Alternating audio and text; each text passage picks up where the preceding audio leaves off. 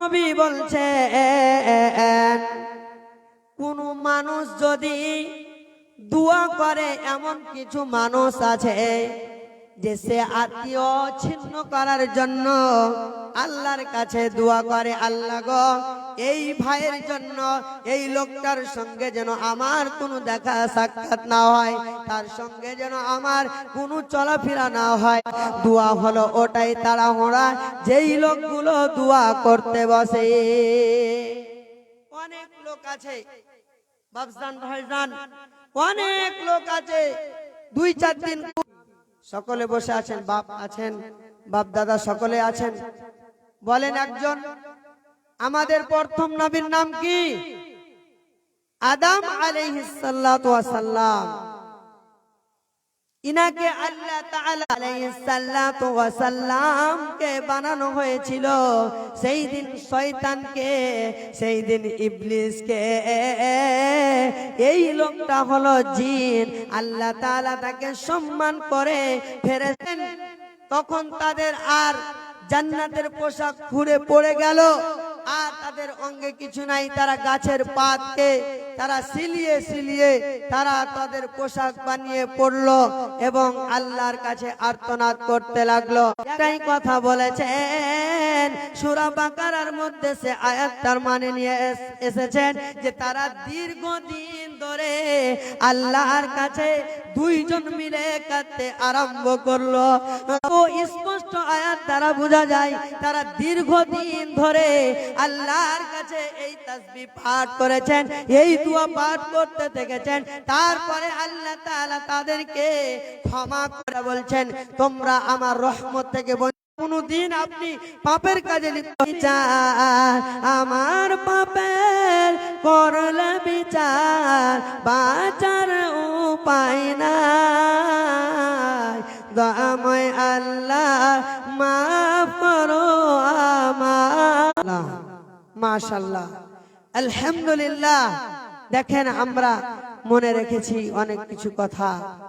তাহলে ইউনুস নবীকে মাছে গিলেছিল, এর কারণটা একটু বলবো। সংকরে ঈমান আনলো না। যখন সে ঈমান, তারা ঈমান আনলো না, নবী ইউনুস আল্লাহকে বললেন আল্লাহ তুমি এদেরকে ধ্বংস করে দাও, এরা তোমার উপরে ঈমান আনলো না। এবার তারা বুঝতে পারলো সত্যি এই লোকটা ছিল নবী ইউনুস, এর কথা আমরা মিথ্যা মনে করেছি, এর উপরে ঈমান আনেনি, আল্লাহর উপরে ঈমান আনেনি, অবশ্যই আজকে আমরা ধ্বংস হয়ে যাব। আল্লাহ কোন রকমের গজব দিল না।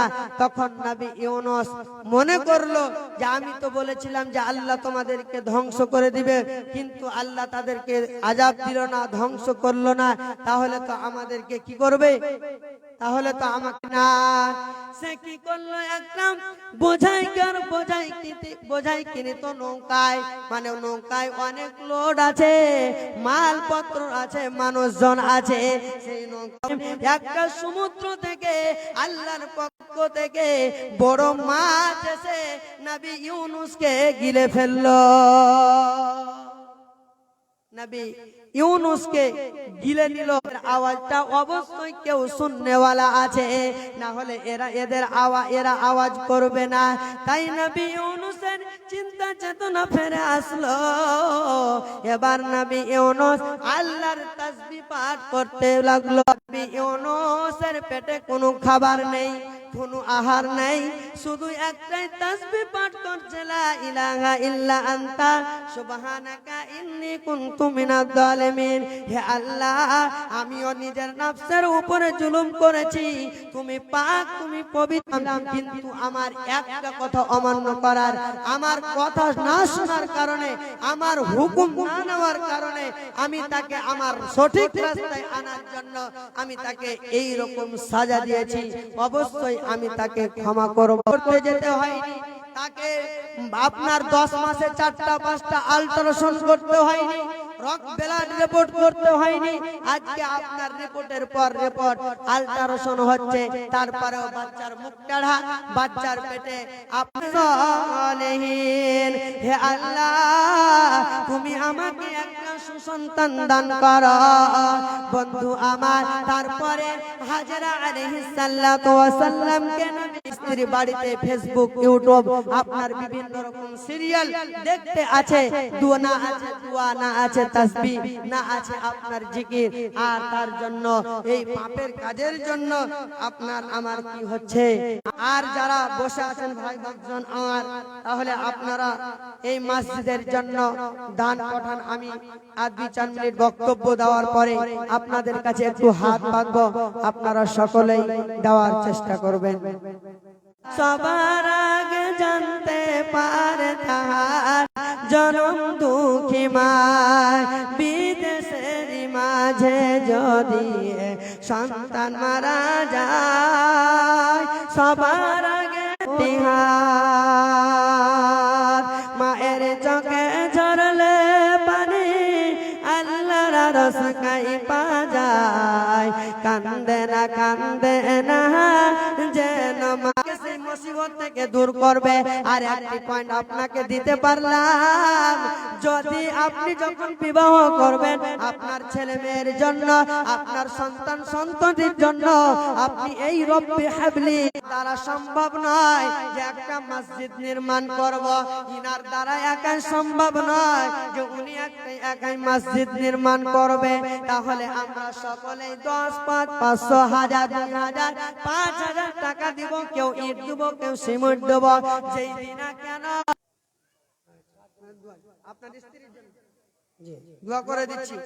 একটু খালি বলছি যে উনি, আমি দান করলাম, এবার উনি দান করলেন, আমার পরে উনি একজন ভালো বিখ্যাত বক্তা এখন হয়ে গেছে, সারা দেশে এখন তোলপাড়, কোনো একদিন তার ফাঁকা নেই, ওনার হাতে দান করবেন এটা আমি চাচ্ছি। কিন্তু এমডি উজির নাকি, এমডি উজির কে দিলে? তোমার মা দিলে? জাযাকাল্লাহ হায়াকাল্লাহ। আল্লাহ গো, এই ছোট্ট একটা মেয়ে তার মা দানে বুঝা গেছে, আল্লাহ গো আমি তার কাছে 500 টাকা চেয়েছি, আল্লাহ গো তোমার রাহে দান করেছে, আল্লাহুম্মা সাল্লি আলাইহা, আল্লাহুম্মা বারিক আলাইহা। ও কি মুমিন, আল্লাহর নবী একদিন আল্লাহর নবী গেলেন, বুড়াকে চেপে তিনি গেলেন, এবং আমার দাদা ভাই ও মা ও বোনদের বলছি আপনারা বিচলিত হবেন না। আমাদের প্রধান বক্তা আব্দুল্লাহ বিন খালিলুর রহমান সাহেব এখনই চলে আসছেন, এই 5 মিনিটের মধ্যে চলে আসছেন। আপনারা ধৈর্য ধরে বসুন, 2-1 টাকা 10-20 কিছু দিবেন, দেন। আর দিতে পারবেন না মামা, আর কিছু দিতে পারবেন না, 300 টাকা দিতে দেন, মসজিদের জন্য দেন, দেন হয়ে যাবে, এটা আপনার সাদকায়ে জারিয়া, এটাই জমা থাকবে। নামটা লিখে দেন। পরদা পরো, পরদা করে চলো মা বোন সদা সর্বদা, ঈমান আমল। ইসমাইল হক নিয়ে যান, আপনার জন্য আল্লাহ তাআলা জান্নাতের মধ্যে একটি ঘর বানাবেন। আপনি এই আশা রেখে আপনার লিল্লাহিয়াত আল্লাহ